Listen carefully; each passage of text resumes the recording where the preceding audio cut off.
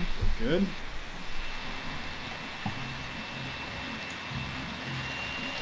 Also chat open.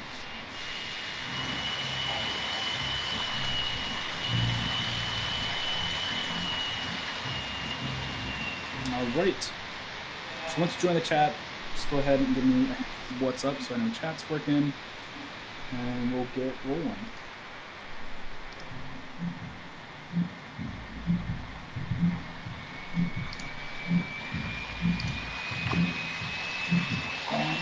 Three or four connected.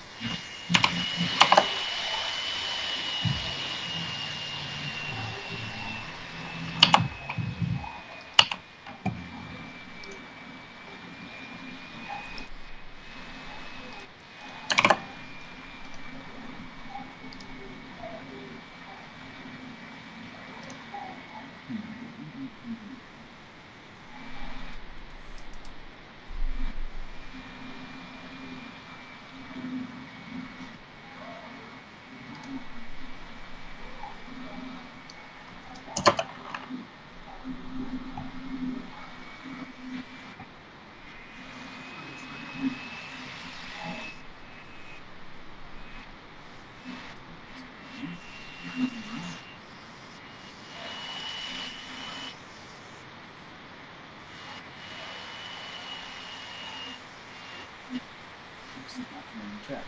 I'm saying I'm not getting any views either. That's really weird.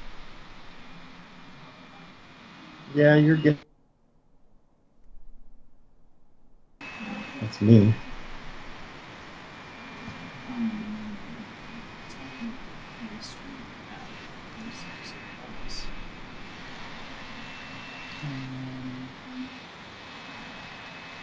I think you're good. Is it showing up on the stream? Like, yeah, I got the stream going and everything. It's not showing up in the Restream app. What do you mean? So like, if it's showing up on the stream, that's great, but I can't see any of the messages. Any of the messages? Yeah, like, is anyone sending any messages at the moment? Oh, you need to now that it's up, you need to refresh that window. Yeah, but I used to never have to do that. It's really like. Can you click and right click and refresh it, or? Yeah, like even if I check it on the website, it's still not giving it to me. So. Let me try. I just said hi. Did it come up? It looks like no, it doesn't look like it's coming up. It still says waiting for messages. It's through the Restream app and the website. It still says waiting for messages. It's really strange. Let me close.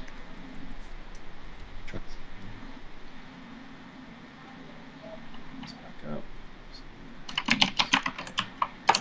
Because while you were streaming, I was getting. Okay, I think it's working now. It might have to do with the fact that we both had something open. Ready? Yeah, that's what I just wrote. So you're good. Okay. Cool. All right, now I can see a couple people watching too. All right, sorry for the delay, guys. Chat's been really weird with Restream. Happened to me on Monday, and now it's happening again.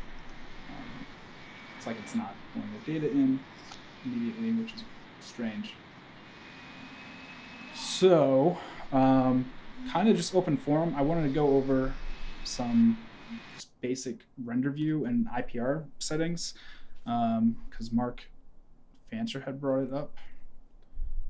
Houdini Mark, what is going on, Cinema? Just because I'm streaming now, you're going to give me crap.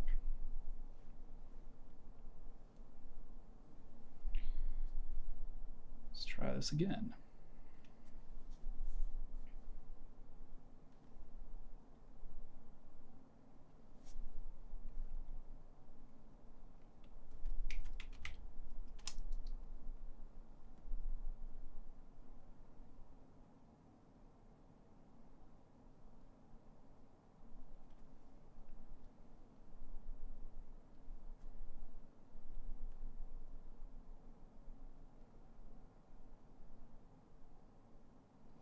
Man, that's been a pain in the butt. I don't know.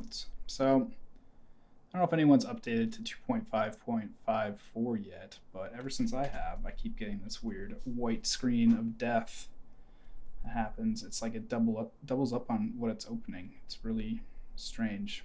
It won't save. Won't go into my saved workspaces for some reason. All right. Well, I'll just set up a Redshift scene workspace. I'll use a different one. Let's see if does this one work. Sort of. It's trying. Cool. Well, you guys are gonna get to see me roll back a Redshift install because this is just ridiculous.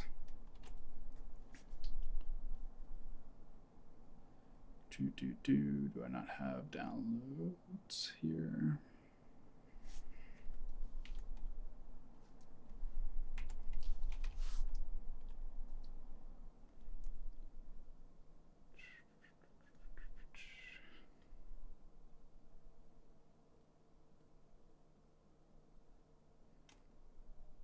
Two 5.52.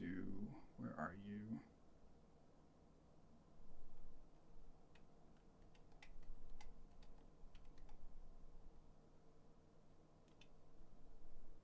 There we go.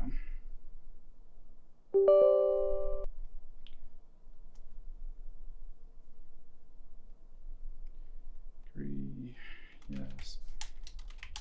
Cool.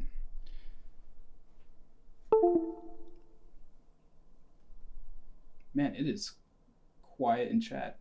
Dave stole all the thunder.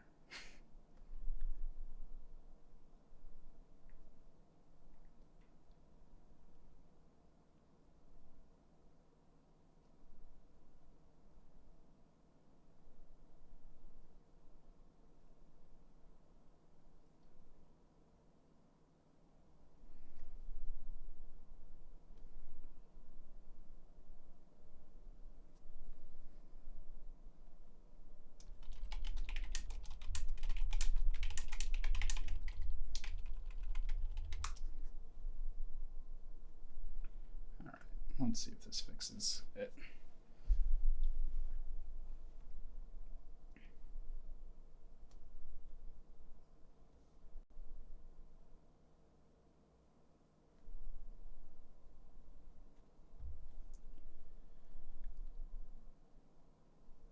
Cool. All right. So something's weird with layouts with 2.5.54. So if anyone's watching and installing, hold out a little bit.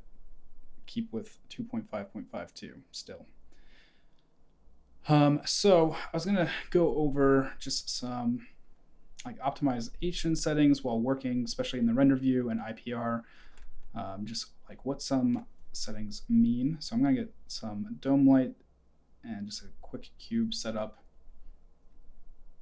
Go in and let's do an HDRI link.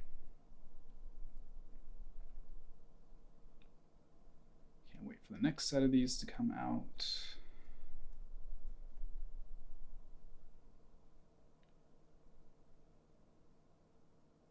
What's up, Konami and Maroof? You need to know how to convert materials to Redshift from Cinema 4D or from what? Like from Arnold, from Octane? What are you converting from?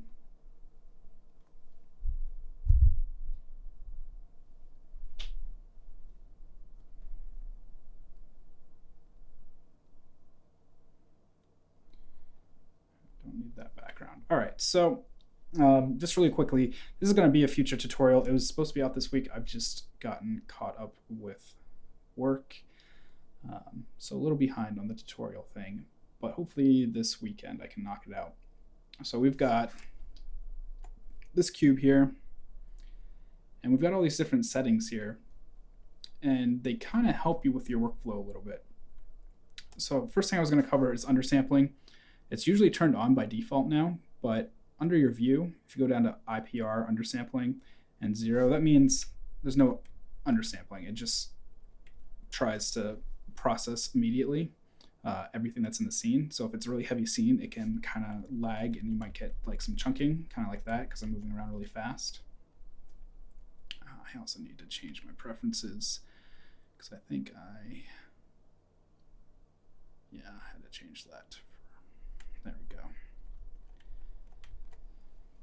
So what undersampling does is just kind of delivers a lower quality image in here so it can keep up with your movements. So you can see it gets super grainy, but it keeps up. And then as soon as you let go,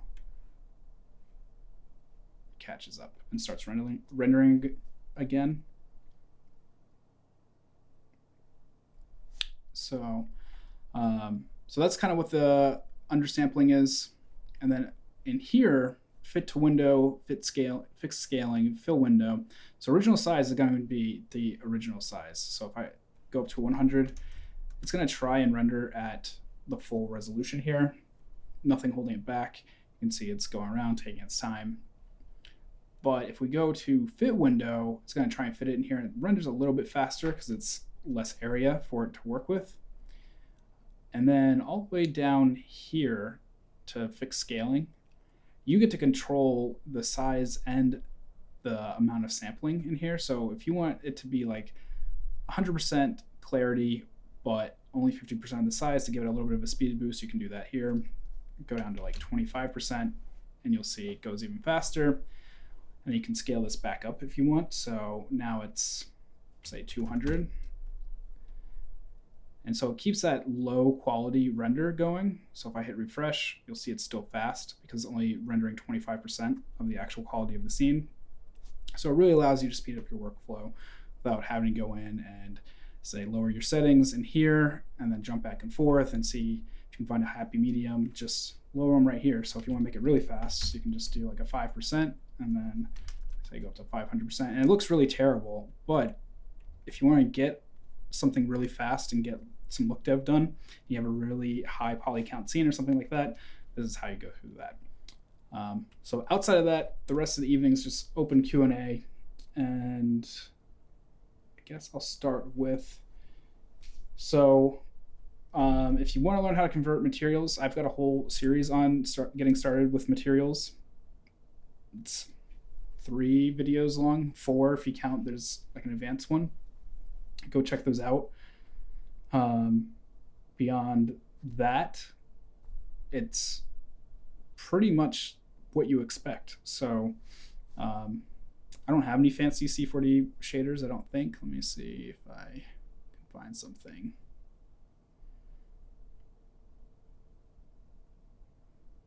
Yeah, I don't have, maybe Broadcast will have some,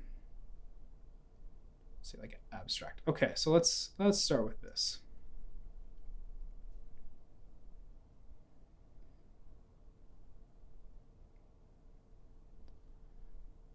So let's throw this on here, and I'm going to reset this scene to fit to window. Something like that. And what it looks like is it's supposed to be like 2-sided red and purple glass. And all you really need to start doing is looking at the fundamentals of it. So, it's kind of red-purple glass. We've got this color in here based on the normal direction. And then we've got transparency in here based on the normal direction. And then some reflectance in here. And you can go in and click on these and go in and make your own palette if you want. So I'm going to drag this in here. I'll just say 2 color. And I'll drag the other one in too.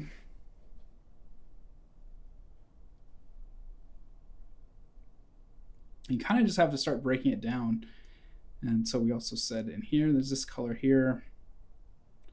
Pull this in. And I think that's it, right? There's no bumps or anything. So that's about it. And what we'll do, I'm just going to look through these, make sure there isn't anything crazy. Cool. 1.6 for refraction. All right, so what we'll do now is just kind of break it down. And I'll get a new material. And we'll just call this 2-sided. throw it on here. And I know going into this that it's going to be glass, so I'll just choose glass. And it's going to be tinted, so I can change this to maybe this purple here. So very quickly we start to get that purple glass that we already had. Let me see. That's asking for a normal map. That's not what I want.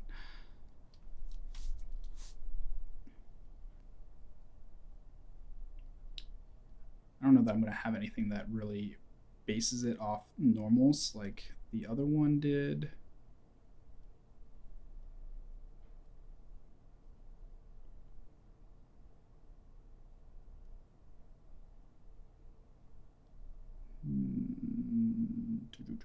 Attributes, maybe. I guess I could do vertex attribute.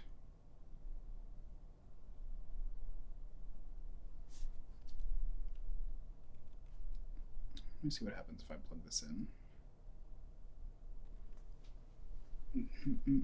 I don't think this is going to give us what we want, but we can at least play with it, see.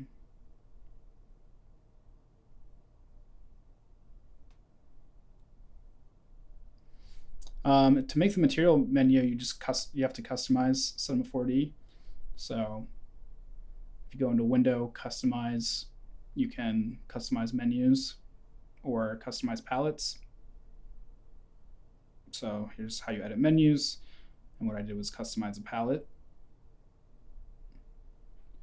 And then you can just look for Redshift, and you can start assigning things and drag and dropping and everything. If you read the Cinema 4D manual, you can make any kind of layout you want, basically. Like I have a null button right here and some other quick things up in here. You can see I have like my whole selection menu stuck here because I use it all the time. That way I'm not jumping into select and trying to find whatever I'm trying to find.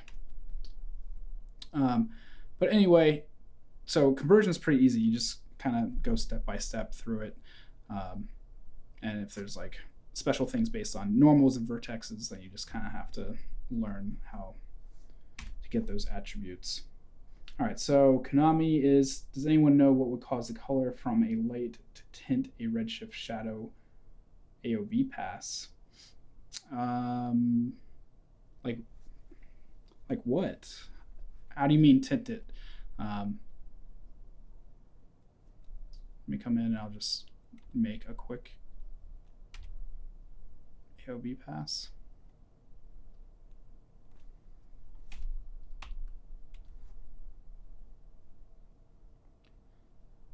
So we got shadows, and I'm going to turn on bucket rendering.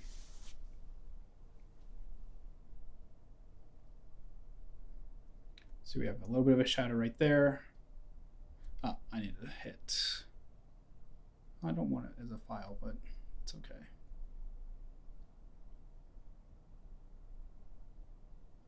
Why are you not showing up? I don't have it enabled in here. Usually I do. There we go. All right, so shadows. So what kind of tint are you talking about? Like this in here? Konami, if you're still watching.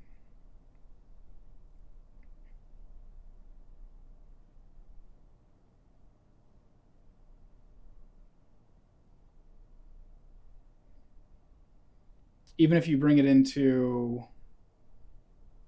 say, Nuke or Fusion or whatever, does it still do that? Because I think what the shadow pass is going to do is it's going to bring all the shadows. Like it's just like a beauty pass for shadows.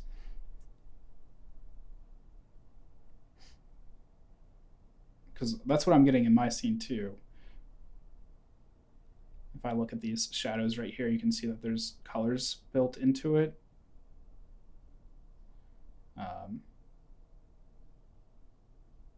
And you really want something clean, yeah. So I think I think that's mostly because of how beauty passes are put together. They don't usually have a shadow pass. You get all the lighting and everything. Where am I looking for? Global illumination. We'll do GI raw as well.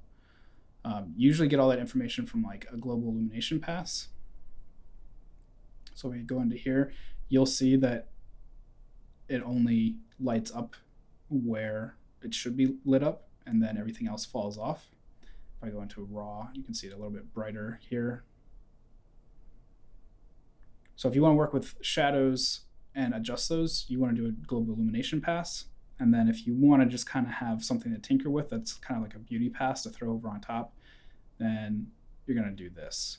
And if we go back and look at our beauty scene, you'll see what it's doing is merging all this information together.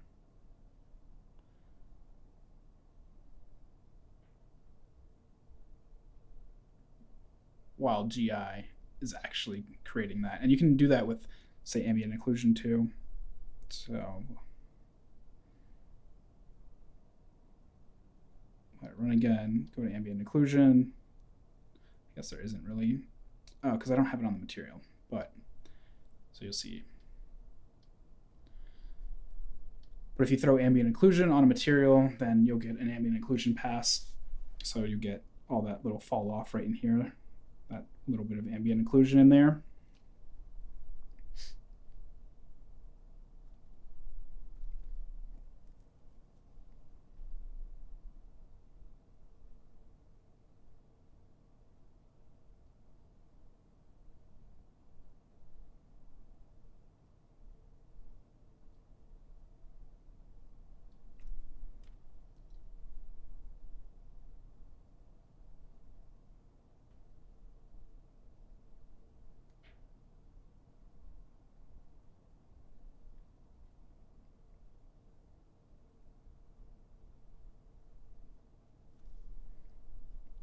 So does that make sense, Konami?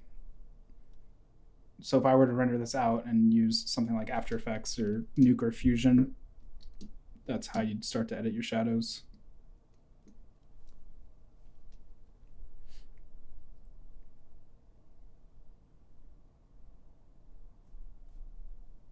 I think the other thing that you could probably do is render a shadow matte.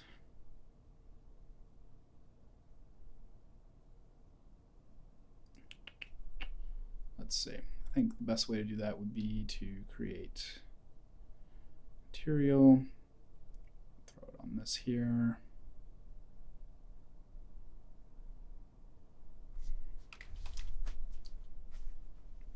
Do a matte shadow catcher.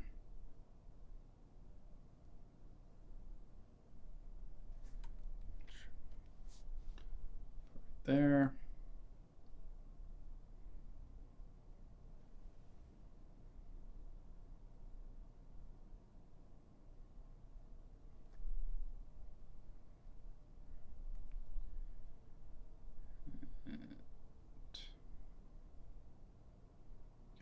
Diffuse, catch shadows, cool.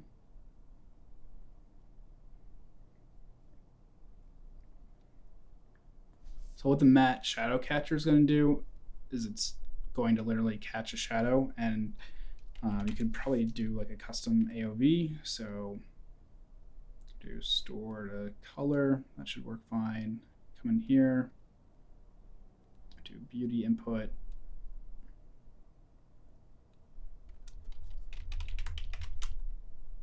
Sure, let's see what this ends up doing.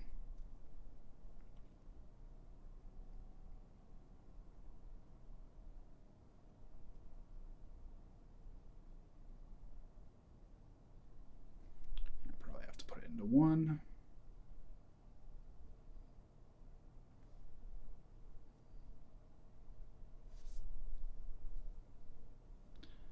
Blending mode. If you go to, yeah, it's not doing anything.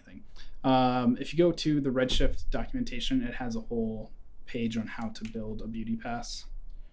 It's like diffuse raw plus diffuse or plus global illumination, then diffuse raw plus specular, diffuse raw plus something else, and you multiply some of them together and some of them you add together. So there's a whole format to it. But if you export what am I looking for? EXR is the word I'm trying to say. Then you can tell it to bake all those passes into one called a beauty pass, and then you can separate them out individually. You don't really have to worry about that. It'll have everything added together, and then you just select which ones you want to modify. But yeah, if you go read about AOVs and how to build them, there's a whole mathematical equation. I think in the very like top eighth of the page, it's like right there in the second paragraph maybe.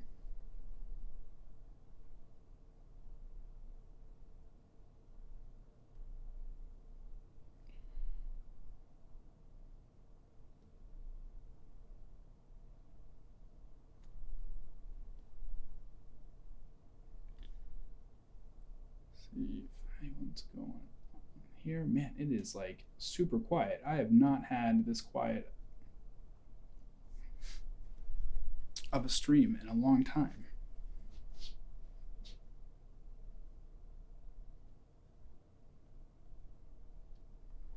So I guess while I'm waiting for questions, I think I'm going to start maybe building another metallic pack. I've been considering it. Haven't had any major requests for packs lately, so if there are any shader packs that you'd like, please let me know and I'll whip them up. The one that we were doing before was dirt. Let me see if I still have this saved in here. Dirt. That was John the other day asking about how to make dirt.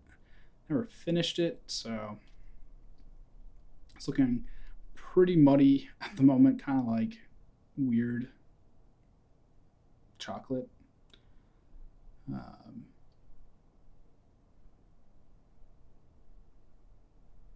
that should be good. All right, so maybe I'll just continue messing around with this a little bit. I'm trying to keep everything as procedural, I guess, as possible. Not have to use Cinema 4D shader noise and things like that, but to get the chocolate or the dirt that we were looking at before and get it all crumbly, just seems like it may be a necessary evil. I think I'm also just going to start over based on where I had left off.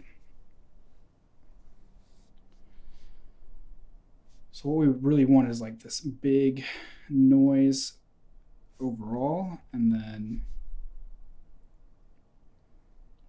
these little dots in between as well. So I'm going to go down to like a 0.5 here. Make this nice and big. Maybe even bigger.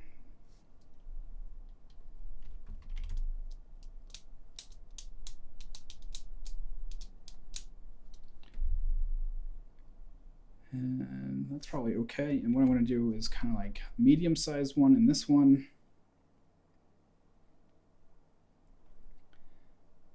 I think I'm going to try and get some more blacks in here. Probably have to go the other way. Yeah.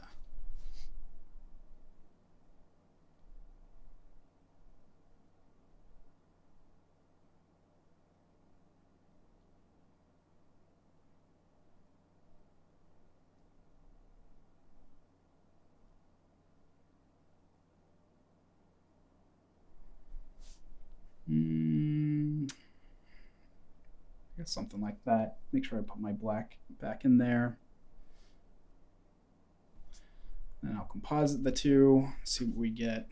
Kind of just want some big sweeping displacement to begin.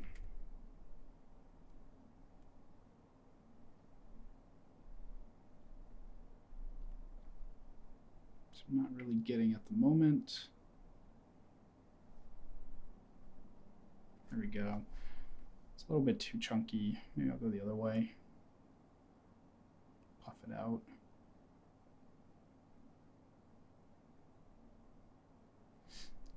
What we're looking at from the reference image that we had before was just dirt kind of has these cool like rivers, for lack of a better word, in them.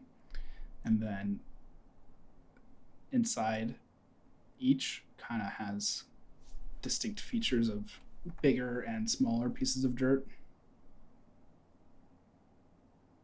Random color and cloner action. I just did that video like a week ago or 2 weeks ago, especially when 2.552 came out, whichever one just introduced that. But I can do it really quick. Cube, cloner, and it's gonna kill the offset here, not 10, I want 0. We'll say 50. But yeah, I think it was either last week or the week before. It's a quick tip tutorial, and you'll see it has a bunch of platonics. But we can go to a random here, and let's push these kind of far apart and a little bit far apart there. And we can leave a couple a little bit overlapped there. That might be fun.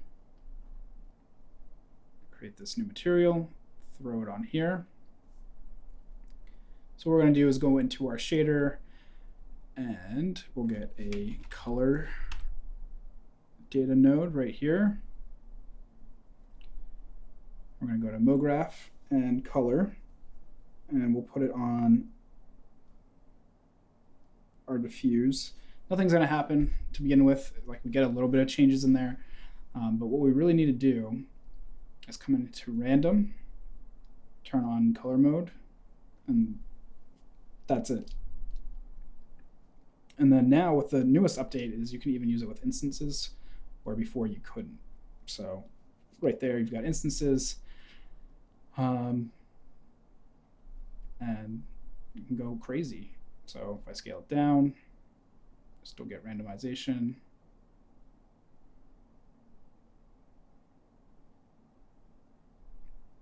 And now if I want to go up to 500, get all that going.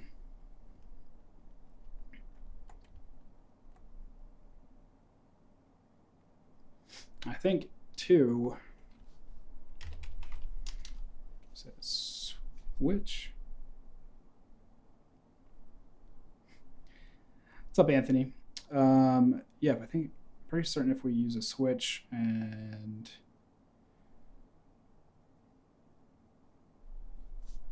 I think I have to do integer.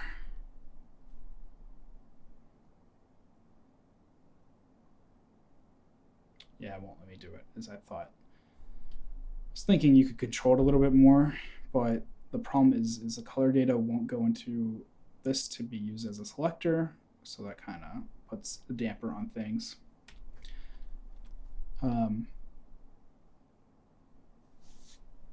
But yeah, doing like pure random colors is totally feasible now. You know, if you wanted to have pure random glass, then you could go down into general, no, subsurface. There we go. And transmittance. Kill this down. Bring this up.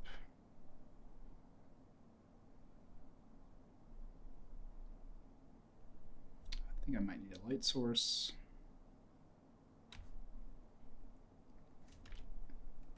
Not infinite light. Let's do an area light.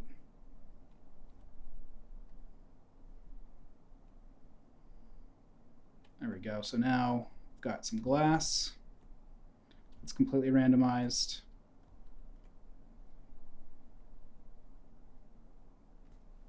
You can ask whenever you want, Anthony. I usually take a break every 5 minutes or so and check for questions. So I've already covered this in a quick tip tutorial, but somebody was asking, so I did it really quickly. So what's your question, man? That's confusing you.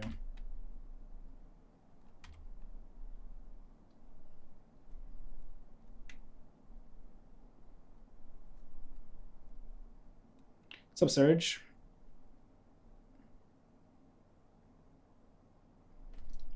Five. Maybe do a little bit more scatter so we get some color back in there. There we go. So now we've got random instanced glass.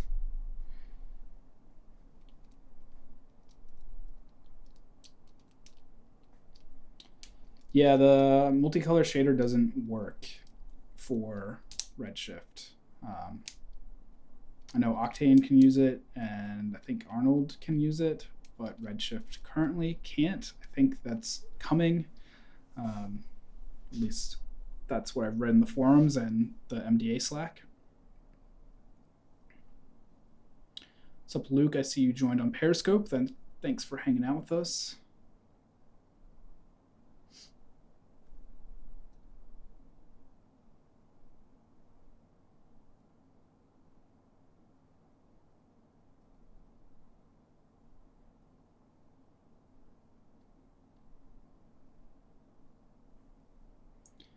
What process is this?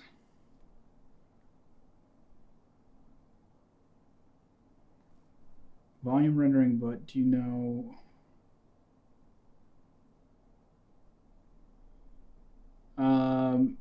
Yeah, I mean, you could do it in.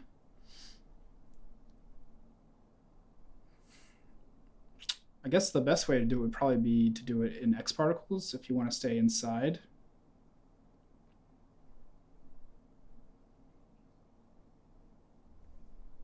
Let me do a quick search for you. Octane volume rendering.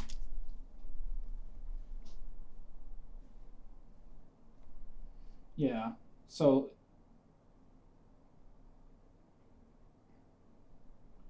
let's go ahead. We can make a VDB logo really quickly. Just check my notifications, make sure I'm not destroying anything. So kill this and this. So Anthony, if you don't have X particles, totally recommend going and getting X particles. That's the best way to go about doing it inside of Cinema 4D. If you have Houdini, then you can do it in Houdini quite as well, or quite easily. Like the cloudy box one. Let me just go ahead and bring this over here. Like this one here. Something like that. One box and one pyramid. It's kind of like this.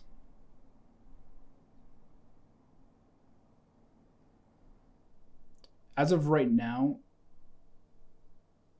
Redshift doesn't read shapes like Octane does. Like you can't just fill a shape in volumes and give it noise like this. But if you have X particles, you can. So let's see. When we do a cube, I'm just going to turn this off for a second.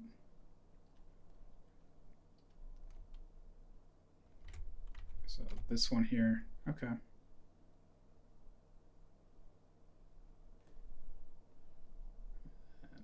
view image. So I'm going to try and do this one.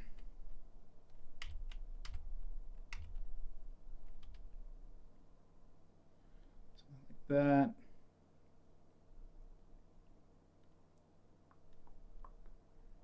Something like this. Go ahead and just connect these. Stupid new key command. All right.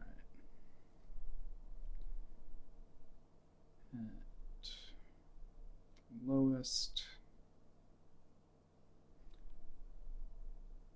Actually, is that what I want to do?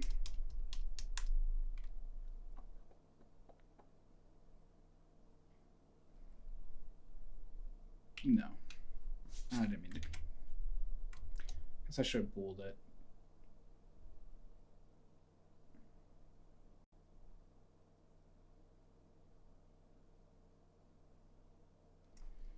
Well, I mean, the easiest way, I mean, Octane can do it natively.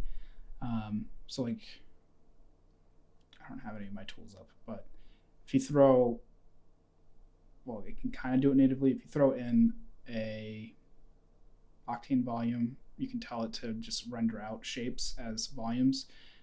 And unfortunately, you can't do that. Like if I go in here and say volume, and then a path, it's asking for a path. I can't just throw a shape in here. So you kind of have to work a little bit around that using X particles. So what I'm going to do is I want generator. There we go. Open VDB. That's what I want. So I'm going to use the open VDB. I'm going to throw a cube in here, pyramid. And we can turn these off now. So you'll see immediately that we kind of get this look. It's not very noisy at the moment, but this allows you to move it around and you'll see it gets connected that way. So if you want something like this, you can do a couple different things.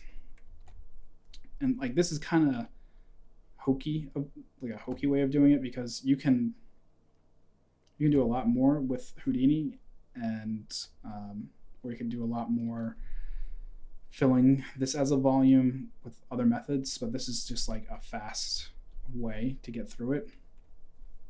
So what you can do too is, now that these are joined, is you can use other things to start to give noise to these. So you can either maybe go in and get a random effector, like so. We'll put it on here, and we're going to go into this and do polygon, distort. And so now, we can kind of move the polygons around however we want and get some distortion going with it. And, the more segments we have, the more we'll be able to distort it. So something like that. And maybe we come in here and we can rotate some of the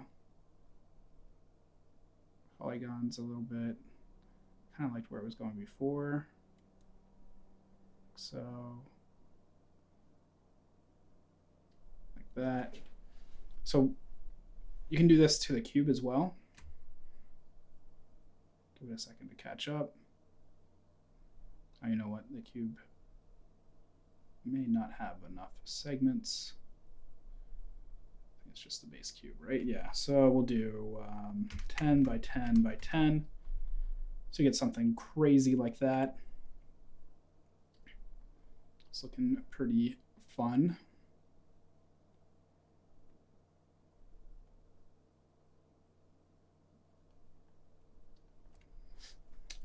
So that's how you're going to get it kind of noisy. And then to take parts out of it, I'm going to go ahead and duplicate this pyramid here, come in and throw it in here. And it's going to try to initially add it back in. I'm going to turn it from union to intersection. And so right now it's wherever there's intersections, it's forming. And that's not what I thought I wanted. So we're going to do different. And there you go. Now you can start to take out these chunks and make stuff. And then from there, you have to render out the VDB and then turn it into an actual volume.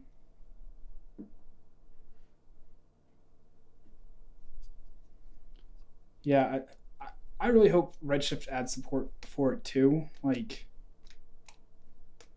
I understand only reading a VDB format. So like in here, what you put in here is a VDB format. And so I'll just go grab one.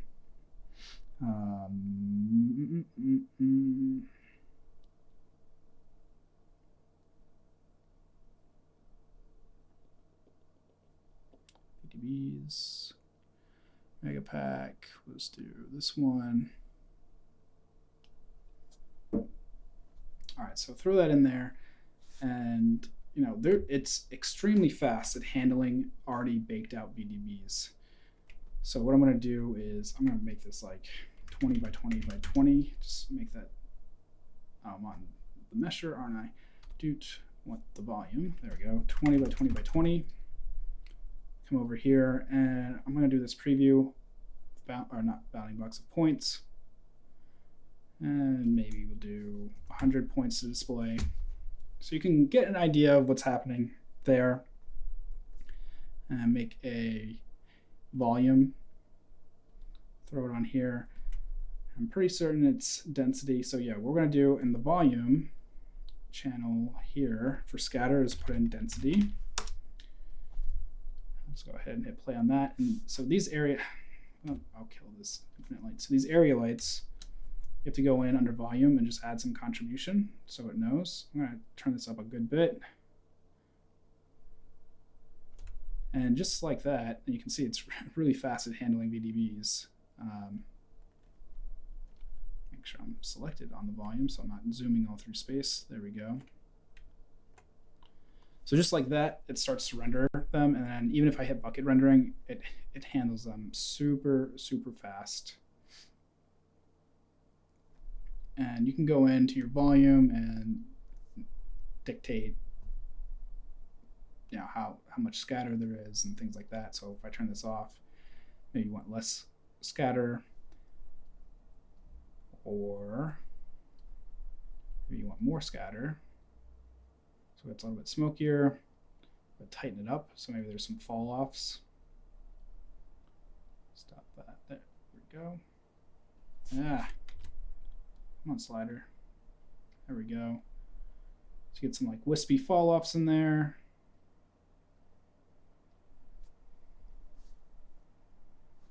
Yeah, I mean, in Octane, you could probably just throw it in the volume. I mean, I rarely mess around with Octane anymore. I mostly stick to Arnold and Redshift, but that's pretty much what you can do, and then start to add some noise and do stuff that way. But I'm sure if you read through that article that came up with that photo, like there's a whole article about it. I didn't mean to hit view image, visit site.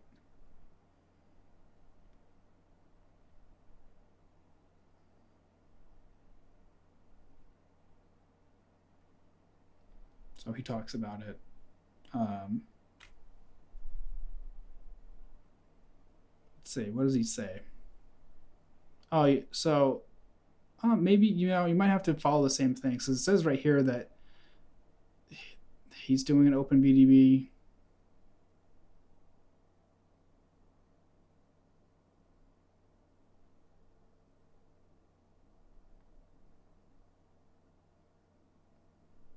Yeah, I mean, Arnold GPU has been in development for like 2 or 3 years now.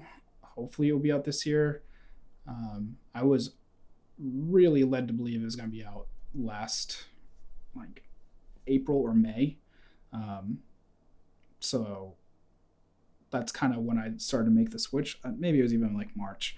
But I used to use Octane all the time, and then I ran into a job that I couldn't render fast enough, and I needed a render farm, and I needed a render farm that was actually legitimate and not like Ranch Computing that may or may not be using licenses illegally. So I switched to Arnold thinking that they were going to be getting GPU because that's what their tech support was saying, and their salespeople were saying that it's coming and coming, and that people were going to be blown away with Arnold 5 when it came out, and then it never came out. But Arnold 5 has been awesome. It's a great CPU renderer, and it's super fast, and it looks great. But then Redshift started to move out of beta, and so I jumped on to Redshift, and I kind of haven't looked back. I mean, I use Arnold for certain things, especially now that it's really hard to find a cloud rendering service for Redshift. But they're out there. It's just not as good as it was when PixelPlow was using it, but that's another story. Chad Ashley on Grayscale Gorilla, I think, is a beta tester for the GPU or Arnold GPU service. So hopefully it'll be out soon. He's kind of alluded to it being out this year. Who knows? Like, I mean, if you do a search for Arnold GPU, there's test renders out that it's like a 98% comparison that it looks the same as the CPU render engine. So I'm sure it's coming.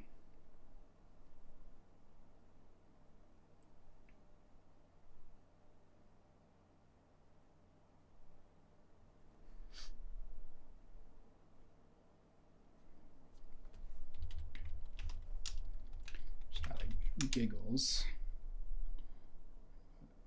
Mission on that.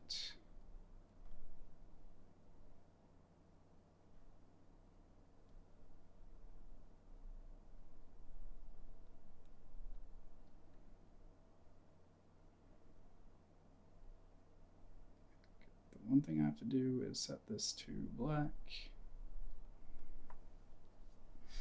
Play with this a little bit. See what we get.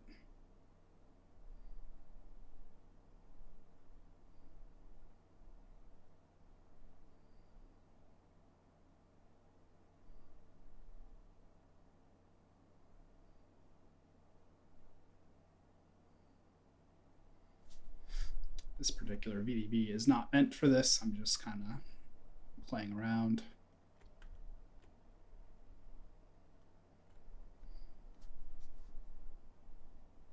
Man, it's already 9:55. All right.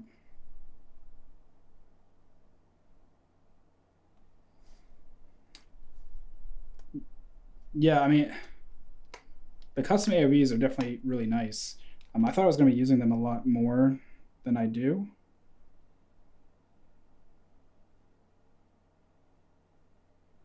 But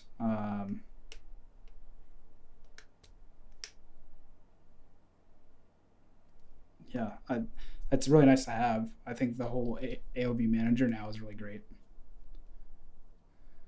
So, all right. It's about 5 minutes to 10. So if anyone has any questions, definitely jump in and ask them. Sorry, this has been such a quiet night. Usually it is hopping with questions and we're like flying through different things.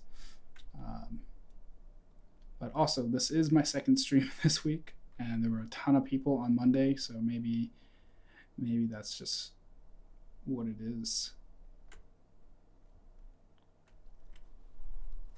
Oh, man.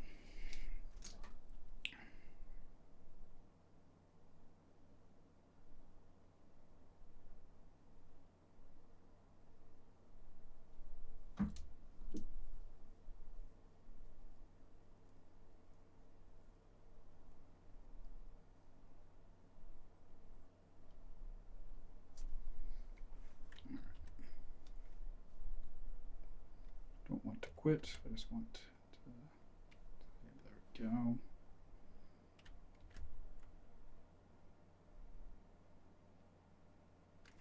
Yeah, I'm tired too. I've been working a lot this week.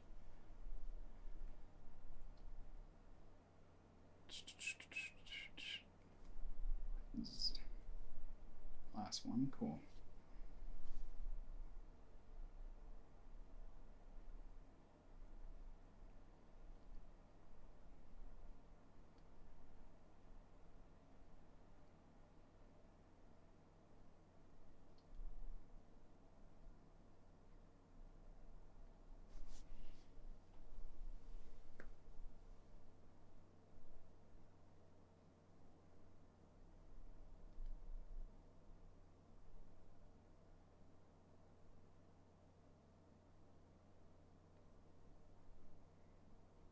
Check in everywhere else, see if there's any questions that I missed. Cool. Up Slack again.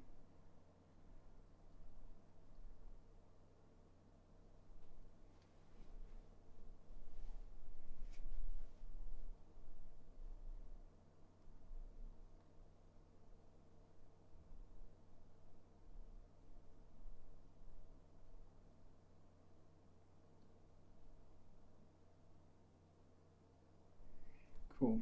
All right. I guess that's it for questions. I don't see any anywhere else.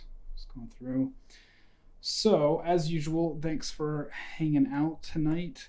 I know it's a little bit quieter than usual, so it's just I think everyone's just tired, and this is my second stream this week. And Dave was just streaming for 5 hours before this, so no big deal. But every Thursday, if you want to hang out around 9 p.m. Eastern time, we do Redshift Live. Sometimes I do some in between the week, just here and there, randomly. And then, of course, tutorials usually come out on Tuesdays if I'm not too busy, but they've been kind of inconsistent depending on what's going on. So keep a lookout on Tuesdays for tutorials and Thursdays for live stream follow-ups. All right, guys. Again, thanks for hanging out, and I will see you soon. Have a great weekend.